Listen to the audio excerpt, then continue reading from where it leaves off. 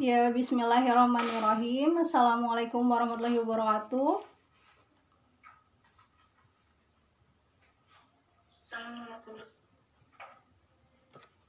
Oke, gimana Ya, terima kasih kepada PS yang sudah hadir, lalu kepada anak-anak sekalian yang sudah dapat hadir di materi BK kali ini gitu. Semoga PS dan anak-anak sekalian selalu sehat ya. Dan Ibu izin share untuk materi kali ini. Untuk absen yang di-share itu diisi ketika kalian sudah masuk ke Rumit ya. Gitu, dan untuk kedepannya tidak diisi dulu ketika kalian belum masuk ke Zoom meeting. Baik, PowerPoint Ibu apakah sudah nampak?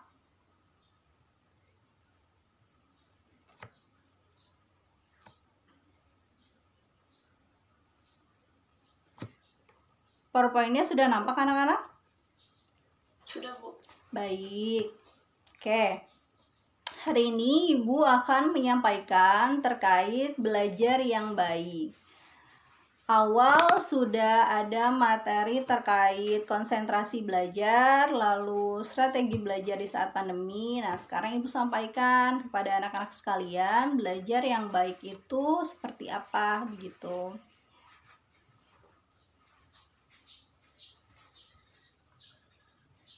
Nah, kalian itu udah baca buku gitu ya. Sering membaca buku, tapi buku yang dibuka itu banyak bacaannya gitu, tapi apa sebetulnya yang diingat gitu kan. Lalu masih sulit memahami juga penjelasan dari guru gitu. Nah, gimana caranya supaya hal tersebut itu setidaknya bisa dikurangi begitu ya. Kita lihat ke slide selanjutnya. Hal-hal yang perlu diperhatikan untuk belajar yang baik. Di antaranya itu ada teknik meringkas pelajaran. Ada juga konsentrasi dalam belajar. Sebelumnya sudah disampaikan, tapi ini ada beberapa hal yang perlu anak-anak ketahui begitu ya. Selanjutnya di sini ada teknik meringkas pelajaran. Meringkas yang efektif berguna untuk mengoptimalkan fungsi otak, diantaranya meningkatkan pemahaman, meningkatkan daya ingat, mempermudah untuk pengulangan, juga menghemat waktu belajar. Ibu mau tanya sama anak-anak sekalian di sini begitu. Ketika kalian belajar, apakah kalian pernah mencoba yang namanya meringkas? Boleh kalian disampaikan lewat open mic, boleh juga disampaikan lewat chat. Jadi kalau yang namanya belajar itu, pernah nggak kalian meringkas? Karena kan kalau misalkan kalian belajar buku banyak sekali gitu ya yang harus dibaca. Kalau misalkan kalian baca dari awal sampai akhir gitu, pertanyaannya apakah kalian bisa paham? Yang pertama gitu ya. Yang kedua, apakah kalian juga untuk belajar itu tuh, karena kan pelajaran nggak cuma satu ya gitu, waktunya cukup atau enggak gitu. Nah, makanya Ibu mau tanya sama kalian, apa pernah kalian ketika belajar meringkas materi? Silahkan. Bu, kalau saya nggak pernah Bu, dibaca aja, alhamdulillah gitu. Bisa juga kok materinya. Terus ada juga, saya diringkas Bu, soalnya bingung kalau misalkan nggak diringkas itu apa aja sebetulnya inti dari yang harus saya ketahui. Oh, banyak yang pernah ya yang namanya meringkas, tapi di sini Ibu akan sampaikan meringkas itu ada jenis-jenis gitu ya. Atau teknik meringkas itu seperti apa?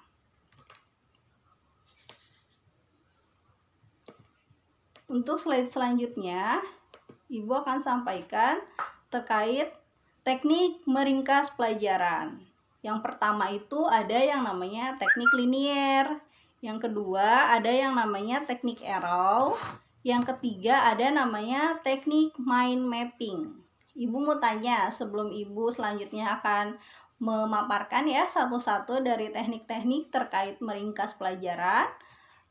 Ada yang sudah tahu teknik linear itu seperti apa sih? Yang kalian ketahui ya, teknik linear itu seperti apa? Bu kayaknya kalau misalkan teknik linear itu line itu garis gitu ya. Misalkan ada yang berpikir seperti itu ya, oh kayaknya kalau linear itu tuh maksudnya seperti ini Bu gitu. Silahkan, ada yang sudah tahu teknik linear itu seperti apa? Barangkali anak-anak sudah pernah nih meringkas tapi itu tidak tahu teknik apa gitu ya termasuknya. Nah, makanya di sini kita sama-sama belajar untuk mengetahui teknik-teknik meringkas apa yang sudah pernah kalian lakukan untuk membantu kalian dalam belajar. Aduh Bu, kalau teknik linear itu saya kurang paham Bu, apa ya? Oke. Kalau teknik linear belum tahu, mungkin ada yang tahu yang namanya teknik arrow. Kalau arrow itu artinya apa ya? Nah, boleh langsung di open mic atau di chat boleh. Kalau arrow itu artinya apa? Ada yang tahu? Ah iya, kata Maidina anak panah. Ya, arrow itu anak panah. Panah ya. Terus Gerald juga bilang itu panah. Oke. Terus ada juga yang namanya mind mapping. Nah, banyak nih kayaknya yang udah tahu ya yang namanya teknik meringkas dengan cara mind mapping. Kalau mind mapping itu teknik meringkas yang seperti apa tuh? Mind itu pikiran ya. Mapping, map itu peta gitu. Jadi kalau yang namanya teknik meringkas mind mapping itu seperti apa? Nah, boleh disampaikan walaupun kalian aduh kayaknya ini tapi takut salah, nggak apa-apa. Kita belajar untuk berpendapat ya. Untuk pernyataan yang mind mapping ini, menurut kalian teknik meringkas dengan mind mapping itu seperti apa? Silahkan boleh disampaikan. Kita bisa tahu sendiri ya yang tadi itu Ibu udah sampaikan terkait mind itu pikiran, gitu ya. Map itu peta. Nah, ada teman kalian sampaikan mind mapping ini metode belajar yang memaksimalkan fungsi otak kanan dan kiri. Teknik ini menggunakan penjabaran secara visual. Wah, bagus nih jawabannya. Ada lagi yang ingin menambahkan?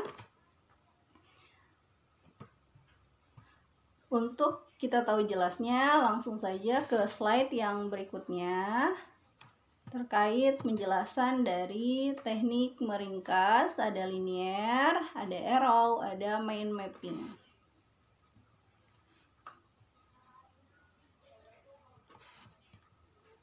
Teknik meringkas pelajaran. Teknik linear itu menggunakan teks tulisan saja. Jadi, teknik linear menggunakan teks tulisan saja ini tidak memaksimalkan fungsi otak ya anak-anak, karena hanya menulis. Jadi ketika kalian buka buku begitu ya, lalu dibaca, lalu ditulis ulang. Nah, ditulis ulang ini bisa jadi kan penulisannya sama dengan ada yang di buku. Jadi ditulis satu-satu detail gitu ya per kalimat gitu. Nah, ini tuh merupakan teknik yang kurang maksimal seperti itu ya. Nah, kalau kalian pernah, pasti Ibu yakin kalian pernah ya yang namanya meringkas dari buku lalu dibuat teks tulisan. Ini namanya teknik linear. Nah, kalian sudah tahu nih, oh ini berarti tekniknya namanya teknik linear. Tadi juga teman kalian ada yang sudah menyampaikan arrow itu panah. Jadi yang namanya teknik arrow merupakan garis penghubung. Kalian buka buku lalu ditulis begitu ya. Nah, dibuat tanda garis berupa panah yang bisa membantu kalian untuk memahami pelajaran yang sedang dipelajari. Ada teknik mind mapping menggunakan peta konsep. Teknik meringkas linear itu teknik meringkas yang paling mudah di awal pembuatannya dan paling banyak dipakai. Karena teknik ini menggunakan teks atau tulisan saja. Ada juga yang dinamakan teknik meringkas arrow. Teknik meringkas dengan menggunakan penghubung seperti anak panah untuk menghubungkan satu hal dengan hal yang lain. Teknik ini lebih baik dari teknik linier, tapi belum baik mengoptimalkan seluruh otak. Bu, kenapa sih kok teknik meringkas arrow itu lebih baik dari teknik linier? Tuh, ada yang bisa kasih pendapat kenapa di pernyataan ini teknik meringkas arrow itu lebih baik? Itu silahkan. Boleh disampaikan di chat. Tadi kan ada teknik meringkas linier ya. Lalu juga ada teknik meringkas arrow. Kenapa bisa dikatakan bahwa teknik meringkas arrow itu lebih baik dibandingkan teknik meringkas dengan menggunakan teknik linier? Karena kan tadi itu kalau linier itu buku nih dibaca sama kalian lalu ditulis ulang gitu ya. Nah, kalau misalkan teknik meringkas arrow itu ada penghubung atau tanda panah. Nah, bedanya dari apa tuh? Bisa dibilang katanya kalau teknik meringkas arrow itu lebih baik begitu. Kenapa? Misalkan ada yang jawab, Bu, karena langsung terlihat berdampingan, kata Asep. Ada lagi anak-anak yang lain bisa menambahkan. Karena kan kalau yang pertama itu bisa jadi ya dari buku itu ditulis ulang. Nah, ditulis ulang itu apakah kalian paham atau tidak apa yang ditulis? Nah, untuk yang selanjutnya dengan arrow, dengan tanda panah. Jadi bisa jadi kalau tanda panah itu nggak ditulis ulang, intinya aja dari pernyataan atau pelajaran yang ingin kalian pahami. Gitu. Selanjutnya di sini kalian bisa lihat ya anak-anak, ada gambar di sebelah kanan itu bukunya numpuk gitu. Ada anak yang lagi baca. Mungkin kalian pernah mengalami ya, aduh buku banyak gitu, atau pelajaran yang harus dipelajari itu banyak. Ketika dibuka bukunya, dibaca juga sudah gitu. Tapi isi teksnya tuh panjang. Aduh, udah baca banyak-banyak, tapi kok nggak paham-paham gitu. Ini alurnya juga gimana gitu kan. Poin-poinnya juga masih kurang ngerti, padahal lembaran-lembaran yang udah dibuka itu banyak. Nah, kenapa bisa seperti itu? Di slide selanjutnya, bisa dengan cara teknik mind map atau mind mapping ya. Salah satu teknik meringkas yang mengoptimalkan fungsi otak. Dengan menggunakan otak kiri dan otak kanan, daya ingat akan semakin meningkat. Kenapa tuh dibilang teknik mind map itu mengoptimalkan otak? Karena otak kiri dan otak kanan yang digunakan. Ibu tanya sama kalian, kenapa bisa ada pernyataan seperti itu? Pernyataan yang menyampaikan bahwa dengan teknik mind map itu lebih optimal dibandingkan dengan teknik meringkas secara linier, teknik meringkas secara arrow. Kenapa ada pernyataan seperti itu dengan mind map ya? Tuh, jadi itu mengoptimalkan otak. Jadi otak kiri sama otak kanan itu digunakan ketika meringkas secara atau menggunakan teknik mind map. Kenapa bisa seperti itu? Ibu kasih gambaran ya, dan anak-anak mungkin juga banyak yang sudah tahu terkait meringkas mind map. Jadi kalau mind map itu ada yang suka gambar digambar begitu ya, lalu diwarnain, ada yang juga dikasih keterangan tulisan gitu sedikit untuk lebih mengingat gitu apa yang diringkas.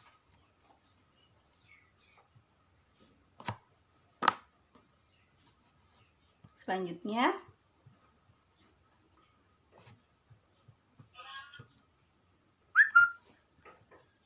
kelebihan menggunakan mind map, karena di mind mapping itu menggunakan kata kunci sehingga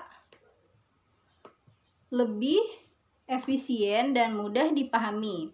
Menggunakan warna gambar dan simbol lebih menarik. Karena kan kalau menggunakan mind map, balik lagi ya, setiap orang itu beda-beda. Salah satunya dengan teknik meringkas. Misalkan dengan menggunakan teknik meringkas menggunakan mind map.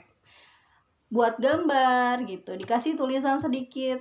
Tapi ada juga yang suka gitu, gambarnya itu sekalian diwarnain supaya lebih menarik. Nah, terstruktur dengan sangat baik. Karena di situ dari awal sampai akhir kalian sudah mencoba menyusun.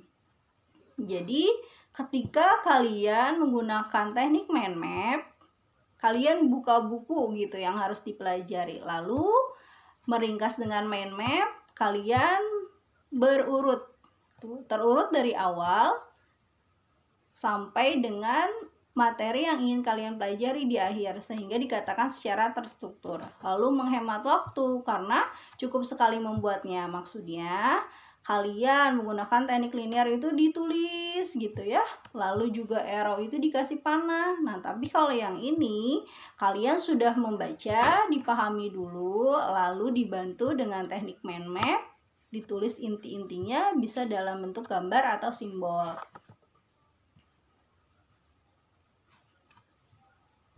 Sampai di sini ada yang ingin ditanyakan?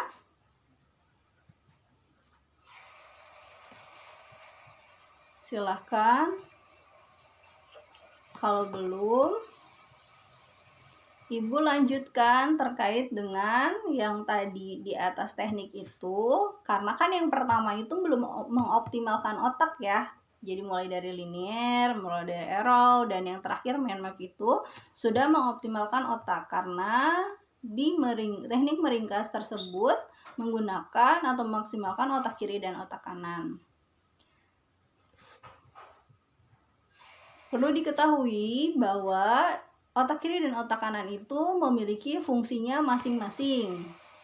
Fungsi otak kiri diantaranya itu untuk bahasa, analisa berpikir, lalu logika, angka, rasionalitas, objektivitas, realistis, dan detail. Fungsi otak kanan yaitu seni atau musik, gambar atau warna, kreativitas, konseptual, berfantasi, imajinasi, intuisi, dan emosi. Ibu mau tanya sama kalian, apakah kalian sudah menganalisis atau mencoba, aduh kayaknya nih saya itu lebih ke otak kiri gitu, atau saya ke otak kanan, bahkan mungkin kayaknya otak kiri dan otak kanan saya gitu ada berapa persen di mana, atau enggak 50-50, atau yang Ibu sampaikan ya gitu. Karena setiap orang mungkin bisa jadi sudah menganalisis termasuk ke yang mana nih gitu. Nah, Ibu mau tanya, apakah kalian sudah mencoba untuk menganalisis hal tersebut? Misalkan gitu, kayaknya saya lebih ke otak kiri Bu gitu, atau saya lebih ke otak kanan. Silahkan diketik, kalian lebih condong ke otak mana? Ke otak kiri atau otak kanan? Maksudnya begini, kalau bahasa gitu, orang-orang yang suka gitu terkait bahasa itu dari orang yang suka bicara di depan gitu ya. Nah, jadi pengolahan bahasanya banyak, terampil dalam berbicara gitu. Nah, itu berarti termasuk ke atau condong ke otak kiri yang lebih dibandingkan otak kanan gitu. Lalu ada yang suka menghitung gitu ya, angka. Nah, termasuk juga otak kiri. Dan bagi anak-anak yang suka dengan musik gitu, yang jago gambar gitu, nah itu termasuknya ke otak kanan gitu. Oleh karena itu Ibu ingin tahu kalian itu banyaknya yang mana nih yang mengoptimalkannya di otak kiri, otak kanan, atau bahkan juga memang ada juga nih anak yang suka gitu dari suka hitung-hitungan juga gitu, lalu suka juga gambar. Nah, silahkan. Suara Ibu terdengar anak-anak? Terdengar. Oke. Kalau terdengar, sampai sini ada yang ingin ditanyakan? Terkait dengan fungsi otak kiri dan otak kanan, apakah kalian sudah mencoba untuk kayak yang tadi Ibu sampaikan? Sepertinya saya lebih ke yang mana gitu. Silahkan ditulis ya di kolom chatnya, lebih kemana. Seperti di cafe ya, di cafe itu kalau memang suka gambar berarti otak kanan gitu. Lalu ada juga jurusan yang lain gitu, lebih ke hitung-hitung gitu ya, angka-angka, misalkan PPLG gitu ya, itu berarti otak kiri gitu. Oke, selanjutnya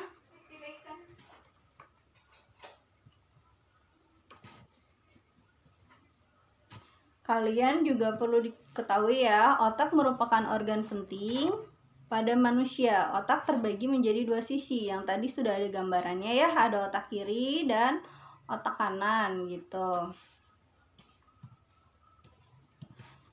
Setiap sisi otak memiliki peran dan fungsi masing-masing yang sudah dijabarkan tadi dalam mengendalikan seluruh bagian tubuh manusia.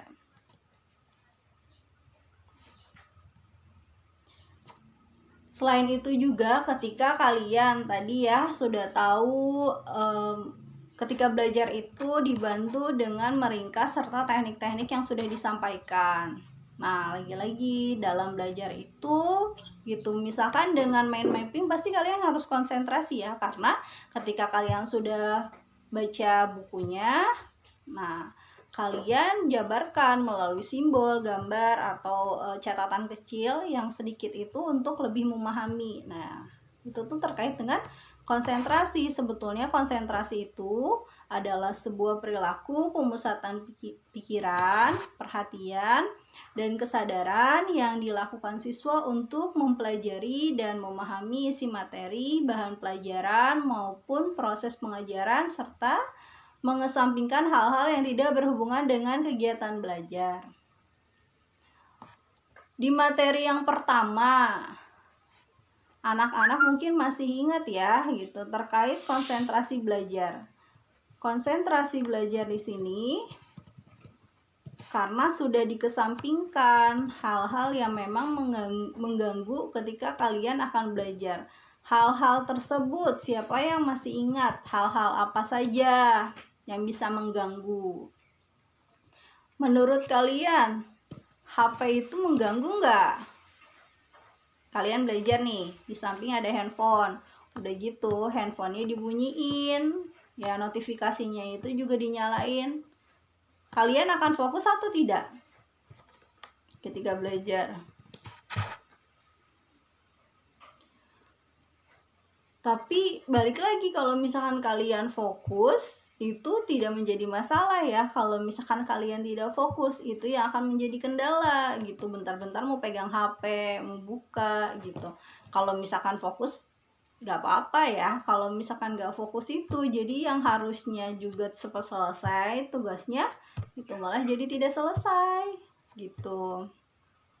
Selain itu, yang bisa mengganggu di materi pertemuan yang pertama terkait konsentrasi belajar selain handphone gitu ya, ada lagi apa?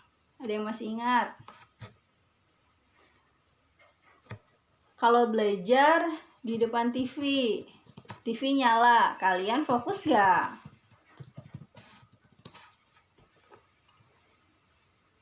Jadi ngelihat buku atau ngelihat laptop gitu, lihat TV lagi, lihat buku. Nah, itu jadi fokus atau tidak kalau seperti itu? Nah, tidak fokus. Tuh. Selain handphone, ada juga TV ya, gitu. Kalian mungkin juga ada yang suka ya yang namanya main game, bahkan banyak condong kemana tuh? condong main gamenya yang banyak atau kerjain tugasnya? Masih yang mana nih untuk yang sekarang? Untuk hobi yang kalian sukai gitu ya, kalian coba untuk memikirkan. Seperti pertemuan yang kedua, ada strategi belajar di saat pandemi. Kalian kan sudah ada tujuan, ya. Kalian sudah ada goal yang ingin dicapai. Ketika kalian sudah ada hal tersebut, kalian bisa mengatur gitu. Apa yang harus kalian lakukan? Memang tidak mudah begitu ya. Tapi ketika kalian terus gitu main game gitu ya, nanti tugas-tugas yang harus diselesaikan menjadi tidak selesai gitu, bahkan menjadi menumpuk.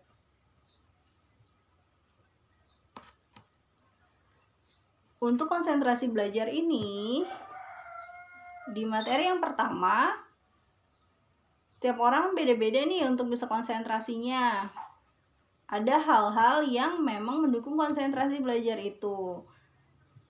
Mungkin anak-anak ada yang masih ingat sebetulnya apa yang bisa mendukung supaya konsentrasi belajar itu bisa berjalan. Apakah suasana menjadi pendukung kalian untuk bisa fokus? Misalkan ya, ada yang jawab kata Raisa Hira iya, kata Faisa juga iya. Karena sudah kita pernah bahas ya, kalau belajar itu ada yang maunya hening, tidak berisik gitu. Ada juga yang gak masalah Bu, kalau misalkan juga ada yang bicara atau ngobrol gitu. Karena balik lagi ya, setiap orang itu memiliki cara belajarnya masing-masing gitu ya.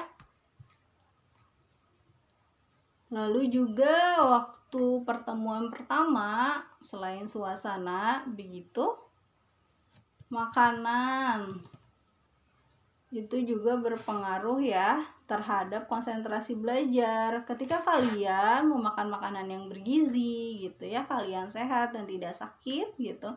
Jadi hal tersebut juga akan mendukung konsentrasi belajar. Selanjutnya, konsentrasi belajar itu seperti apa begitu ya? Perhatikan dengan baik saat guru menerangkan. Karena ketika guru menerangkan, kalian fokus gitu. Bisa jadi kalian tidak sebanyak ketika kalian tidak fokus untuk mengulang pelajaran. Kalau misalkan kalian fokus, bisa jadi untuk mengulang pelajaran itu jadinya mengingat-ingat ya. Oh iya gitu. Yang tadi itu maksudnya seperti ini karena diulang. Biasanya juga guru memberi penekanan tertentu pada bagian yang penting dan harus dipahami. Biasanya juga ada materi-materi atau pernyataan yang memang itu penting. Jadi ketika diterangkan itu disampaikan gitu kan. Nah, di garis bawahi disampaikan lagi itu berarti hal yang penting gitu. Terkait dengan perhatian dengan baik saat guru menerangkan gitu. Setiap orang itu unik dengan belajar masing-masing, dengan gaya belajarnya masing-masing gitu ya. Karena bisa jadi anak-anak ketika atau ada juga orang yang fokus belajar tapi nggak usah belajar lagi dengan mengulang karena sudah paham begitu ya. Ketika ulangan itu bagus. Ada juga yang belajar gitu atau ketika guru menerangkan gitu ya, tapi harus diulang gitu. Bahkan juga ada yang harus diulang-ulang beberapa kali. Terkait dengan konsentrasi belajar ini, kalian termasuk yang mana belajarnya? Sekali guru menerangkan, langsung paham. Nah, dijawab di kolom chat ya. Atau ketika kalian belajar itu harus diulang, kalian masuknya kemana? Ada juga bahkan ketika sudah guru menerangkan gitu ya, tetap fokus. atau mendengarkan dengan baik, lalu diulang juga pelajaran di rumah, dan itu harus diulang beberapa kali. Nah, maksudnya kalian kayak yang mana? Silahkan. Harus diulang kadang, kata Medina. Meisha harus diulang, Bu. Oke. Tuh, untuk anak-anak yang lain gimana nih ketika kalian sudah mendengarkan guru yang menerangkan gitu? Bagaimana belajarnya gitu? Apakah perlu diulang beberapa kali atau juga cukup ketika guru menerangkan atau diulang tanpa beberapa kali? Tergantung materinya, tergantung gurunya, perlu diulang gitu ya jawaban kalian. Terkait dengan ringkasan dari teknik linier, teknik error, teknik mind map, Ibu mau tanya nih sama kalian. Kalian itu lebih suka atau bahkan pernah gitu menggunakan teknik yang mana untuk kalian membantu belajar? Gitu ya. Oke, ini untuk Lintang tolong dimatikan ya. Arya, ininya suaranya kedengaran nih.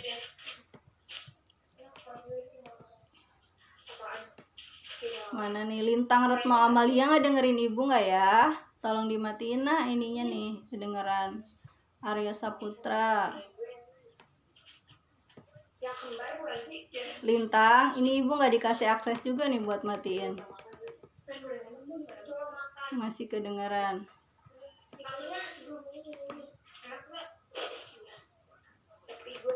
Mungkin ada temennya Lintang, tolong di chat ya, atau bahkan dikabarin nih Lintang masih dinyalain ininya.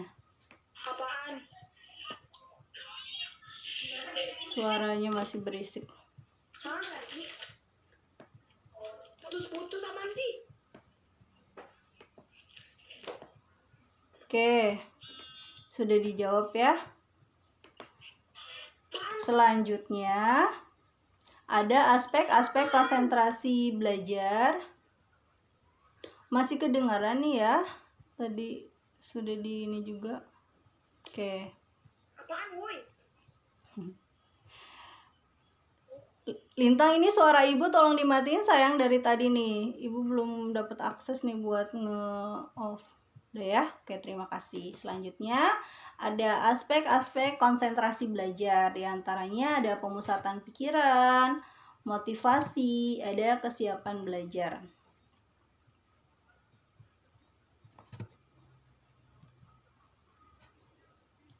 Sebetulnya apa yang dimaksud dengan pemusatan pikiran? Apa yang dimaksud dengan motivasi dan kesiapan belajar? Untuk aspek-aspek konsentrasi belajar di sini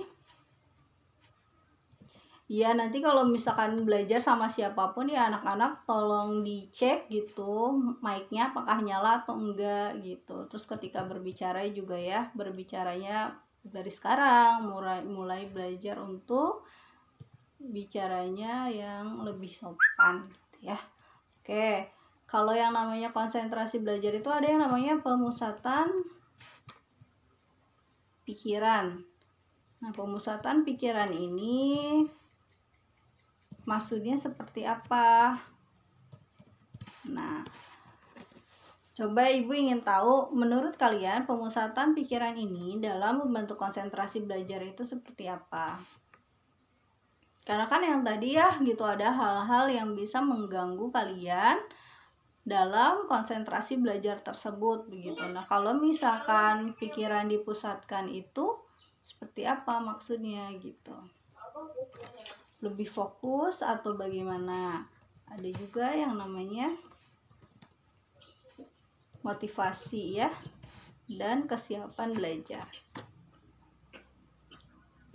Kalau kalian masih bingung, ibu sampaikan terkait pemusatan pikiran adalah suatu keadaan yang memerlukan ketenangan, kenyamanan, dan juga perhatian dalam proses belajar agar dapat memahami pelajaran yang sedang dipelajari. Motivasi adalah suatu dorongan atau keinginan yang muncul. Suaranya masih kedengaran ya? Ini ada yang lain lagi atau gimana? Muhammad Fajar tolong diiniin dulu ya Fajar ya, diiniin mic-nya.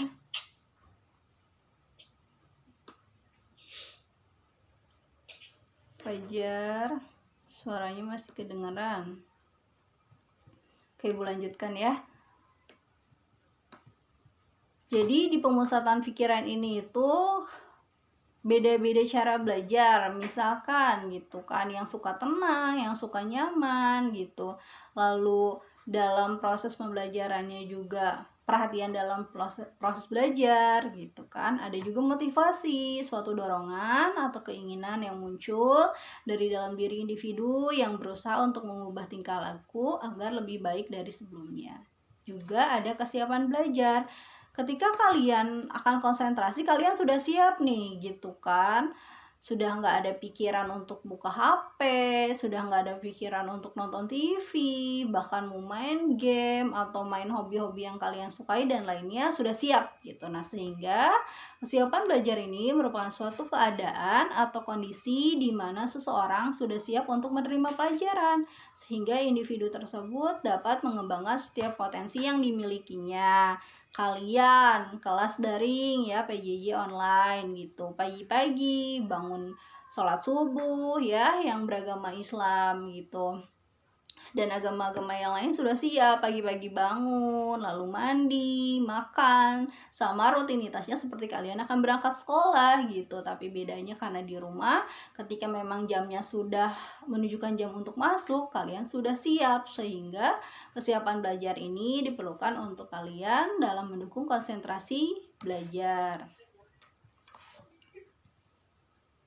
Setelah kalian mendengarkan apa yang Ibu paparkan, sampai di sini ada yang ingin ditanyakan? Jika ada yang ingin ditanyakan, bisa di chat atau open mic. Oke, Ibu hitung sampai 3 ya. Kalau bisa sampai 3, tidak ada yang ingin bertanya, Ibu akan berikan link untuk kalian mengisi sebagai pemahaman apakah yang Ibu sampaikan sudah kalian pahami atau belum. Oke, 1, 2, 3. Berarti Ibu akan kirimkan link untuk kalian mengisi G-form-nya, akan Ibu kirimkan di kolom chat. Silahkan kalian buka dan kalian isi. Ibu tunggu sampai 2:30. Silahkan ya. Oke, sudah ada di kolom chat ya. Kalau sudah ada di kolom chat, dibuka. Sudah ada yang bisa buka link G-form-nya? Ibu izin stop share. Oke, jadi isi dari G-form tersebut adalah pertanyaan-pertanyaan yang kalian harus isi berdasarkan, oke, kata Medina bisa silahkan ya, yang sudah bisa dibuka, diisi berdasarkan pemaparan yang sudah Ibu sampaikan tadi. Tadi sebelum Ibu menyampaikan materi, begitu ada beberapa pertanyaan yang Ibu sampaikan dan Ibu ajukan, kalian sudah ada beberapa yang bisa menjawab ya. Berarti gitu, materi yang Ibu sampaikan setidaknya kalian sudah ada yang mengerti ya terkait teknik-teknik meringkas tadi juga.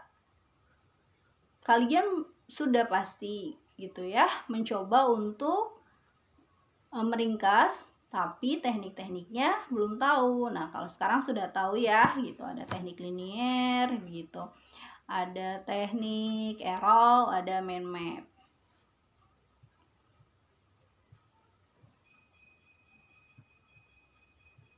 Oke, Ibu coba cek ya yang sudah mengisi ada siapa saja.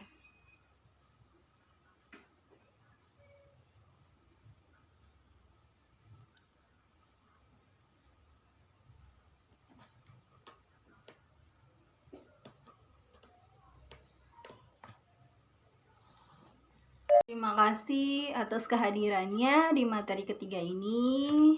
Materi sebelumnya ada konsentrasi belajar, lalu ada juga strategi belajar di masa pandemi, dan yang sekarang belajar yang baik gitu. Ibu tutup, sekian. Wassalamualaikum warahmatullahi wabarakatuh.